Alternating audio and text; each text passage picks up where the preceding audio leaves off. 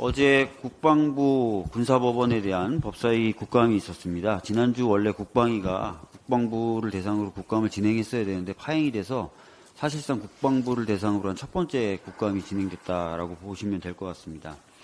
어제 사실 여러 가지 이슈가 있었지만 그 중에서도 해병대원 사망사고 및 그 사고에 대한 은폐 시도에 관련된 질문과 답변이 줄을 이뤘는데요.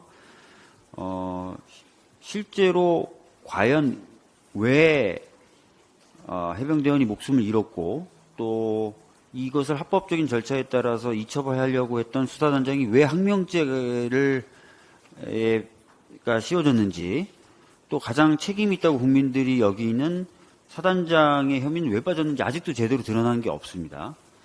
그런데 어제 좀 추가로 드러난 게 이 사건의 과정에 포항지청 검사들이 수차례 전화를 하면서 사건에 개입하려고 했던 것 아닌가라는 의혹이 있었습니다.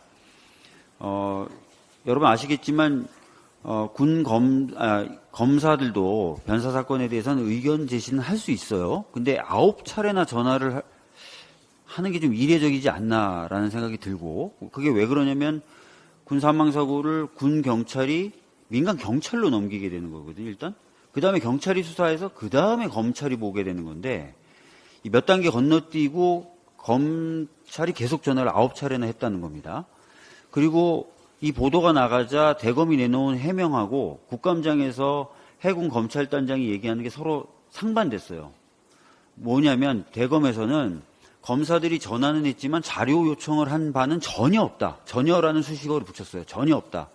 근데 해군 검찰단장은 어제 한 3번 정도 반복해서 다른 의원들이 똑같은 질문을 던졌어요. 자료 요청 받은 적 있냐? 거기에 대해서 자료 요청을 받았다는 거예요.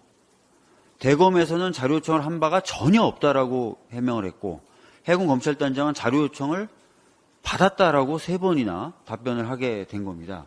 도대체 뭐가 진실인지 전혀 드러나지 않은 상태인데 의혹만 갈수록 커지는 것 같습니다. 그래서 이런 부분에 대해서 저희 원내대표님도 말씀하셨지만 특검, 국정조사 등을 통해서 진상규명이 좀 돼야 된다라는 말씀을 다시 한번 드리겠고요. 특히 어제 아까 원내대표님 말씀하신 대로 작성 지시자가 누군지, 배포 지시자가 누군지도 모르는 문건이 만들어져서 대량으로 살포가 됐거든요. 이 해병대 사망 사건 관련돼서. 근데 내용을 보면은 상당히 사실과 다른 부분들, 심지어는 국방부가 공식적으로 배포했던 보도자료와도 상충되는 내용들을 많이 담고 있었습니다.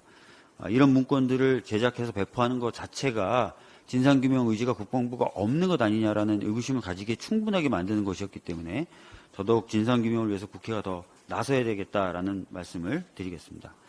광고 말씀은요, 내일 오후 2시 반에 원내대표님과 국토위 의원님들이 함께 서울 양평간 고속도로 관련돼서 국정감사 과정에서 드러난 여러 가지 문제점을 밝히고 또 기자분들의 질문을 받는 시간을 가질 예정이고요. 목요일 날 저희 원내대책회의에는 민생과 관련된 상임위 간사분들을 특별히 좀 더 모셔서 현재 국감 과정에서 드러난 윤석열 정부의 민생 실패에 대해서 좀 짚어보는 시간을 갖겠다는 말씀 드리겠습니다. 이상 회의를 마치도록 하겠습니다.